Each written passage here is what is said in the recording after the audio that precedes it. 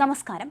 നേപ്പാൾ പ്രളയത്തിൽപ്പെട്ട് കുറഞ്ഞത് 157 പേർ മരണപ്പെടുകയും ഇന്ത്യക്കാർ ഉൾപ്പെടെ 750-ലധികം ആളുകളെ കാണാതാവുകയും ചെയ്തതായി റിപ്പോർട്ട്.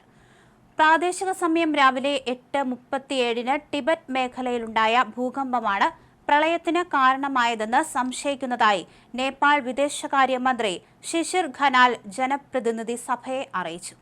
ഭൂചലനത്തിന് വെറും 3 മിനിറ്റുകൾക്ക് ശേഷമാണ് പ്രളയമുണ്ടായത് എന്നതിനാൽ ഇതൊരു ഹിമപാതം മൂലമാകാം ദുരന്തമുണ്ടാക്കിയതെന്ന നിഗമനത്തിലാണ് അധികൃതർ. നേപ്പാളിലുണ്ടായ അപ്രതീക്ഷിത മിന്നൽ പ്രളയത്തിലും മലവെള്ളപ്പാച്ചിലിലും പെട്ട മലയാളികളുടെ സുരക്ഷ ഉറപ്പാക്കാൻ സംസ്ഥാന സർക്കാർ വിപുലമായ സംവിധാനങ്ങൾ ഒരുക്കിയിട്ടുണ്ട്. അപകട മേഖലയിലുള്ള മലയാളികളെ സുരക്ഷിതരായി പുറത്തെത്തിക്കാനും അവരെക്കുറിച്ചുള്ള വിവരങ്ങൾ ശേഖരിക്കാനുമായി മുഖ്യമന്ത്രിയുടെ ഓഫീസിൽ അടിയന്തര കൺട്രോൾ റൂം തുറന്നു.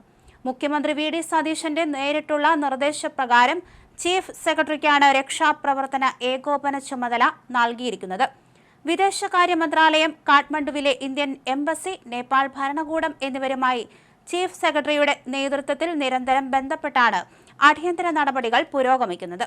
നേപ്പാളിലേക്ക് വിനോദസഞ്ചാരത്തിനെയോ അതുപോലെ തന്നെ കൈലാസം, മാനസരോവർ അടക്കമുള്ള തീർത്ഥാടനങ്ങൾക്കായോ പോയ ബന്ധുക്കളെയും കുടുംബാംഗങ്ങളെയും കുറിച്ച് വിവരമൊന്നുമില്ലാതെ ആശങ്കയിലായവർക്ക് കൺട്രോൾ റൂമുമായി ബന്ധപ്പെടാം.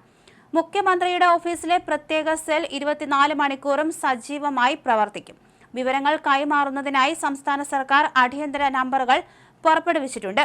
9471111844 അല്ലെങ്കിൽ 9747132147 എന്നീ നമ്പറുകളിലാണ് ബന്ധുക്കൾക്ക് വിവരങ്ങൾ നൽകാൻ സാധിക്കുക.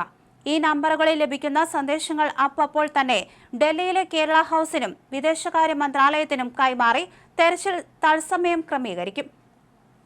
നേപ്പാളിലെ ഭോട്ടെ കോസി നദിയിലുണ്ടായ മലവെള്ളപ്പാച്ചിലിൽ 100-ലധികം ഇന്ത്യക്കാർ ഉൾപ്പെടെ 400-ഓളം പേരെ കാണാതായി എന്നാണ് പ്രാഥമിക വിവരങ്ങൾ വ്യക്തമാക്കുന്നത്. ഹിമാനികൾ ഇടിഞ്ഞു വീണതിനെ തുടർന്നുണ്ടായ പ്രളയത്തിൽ അതിർത്തിയിലെ പ്രധാന പാലങ്ങളും കെട്ടിടങ്ങളും ഒലിച്ചുപോയത് നാശനഷ്ടങ്ങളുടെ വ്യാപ്തി വർദ്ധിപ്പിച്ചിട്ടുണ്ട്.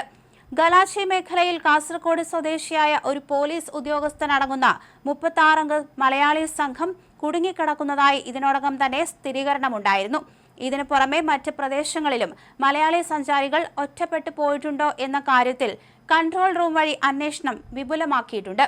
ഫോൺ ലൈനുകളും വാർത്താവിനിമയ ശൃംഖലകളും തകരാറിലായതാണ് നേപ്പാളിൽ കുടുങ്ങിയവരെ നേരിട്ട് ബന്ധപ്പെടുന്നതിന് പ്രധാന വെല്ലുവിളിയാകുന്നത്. പ്രളയത്തിൽ വിദേശ സഞ്ചാരികൾ തങ്ങിയിരുന്ന നിരവധി റിസോർട്ടുകളും ഹോട്ടലുകളും വടക്കൻ മലനിരകളിൽ പൂർണ്ണമായും ഒറ്റപ്പെട്ട നിലയിലാണ്. ഇന്ത്യൻ എംബസിയുടെ അടിയന്തര ഹെൽപ്പ് ലൈനുകളായും NDRF സംഘങ്ങളുമായും സഹകരിച്ചാണ് കാഠ്മണ്ഡുവിൽ തെരച്ചിൽ ഏകോപിപ്പിക്കുന്നത്. ആവശ്യമായ ഘട്ടങ്ങളിൽ വ്യോമസേനയുടെ ഹെലികോപ്റ്ററുകൾ ഉപയോഗിച്ച് ആളുകളെ സുരക്ഷിത താവളങ്ങളിലേക്ക് മാറ്റാനുള്ള ശ്രമങ്ങളും നടത്തുന്നുണ്ട്.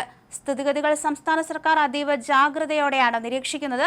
ദുരന്ത മേഖലയിലുള്ള മുഴുവൻ മലയാളികളെയും സുരക്ഷിത സ്ഥാനങ്ങളിൽ എത്തിക്കാനും നാട്ടിൽ തിരികെ എത്തിക്കാനും ആവശ്യമായ എല്ലാ നയതന്ത്ര സഹായങ്ങളും കേന്ദ്ര സർക്കാരിനോട് അഭ്യർത്ഥിച്ചിട്ടുണ്ടെന്ന് മുഖ്യമന്ത്രിയുടെ ഓഫീസ് അറിയിച്ചു. എന്തായാലും മണ്ണിടിച്ചിലും ഉരുൾപൊട്ടലും തുടരുന്ന സാഹചര്യത്തിൽ അതിർത്തി മേഖലയിലൂടെ യാത്ര ചെയ്യുന്ന മലയാളി സഞ്ചാരികൾ പൂർണ്ണ ജാഗ്രത പാലിക്കണമെന്നും പ്രാദേശിക ഭരണകൂടത്തിന്റെയും എംബസിയുടെയും നിർദ്ദേശങ്ങളൊക്കെ തന്നെ കർശനമായി പിന്തുടരണമെന്നും അധികൃതർ മുന്നറിയിപ്പ് നൽകിയിട്ടുണ്ട്. ഭോട്ടെ കോസി നദിയിലൂടെ കുതിച്ചൊഴുകിയെത്തിയ പ്രളയജലം അതിർത്തി ജില്ലകളായ റസുവയെയും റാഠിങ്ങിനെയുമാണ് പ്രധാനമായും ബാധിച്ചിട്ടുള്ളത്.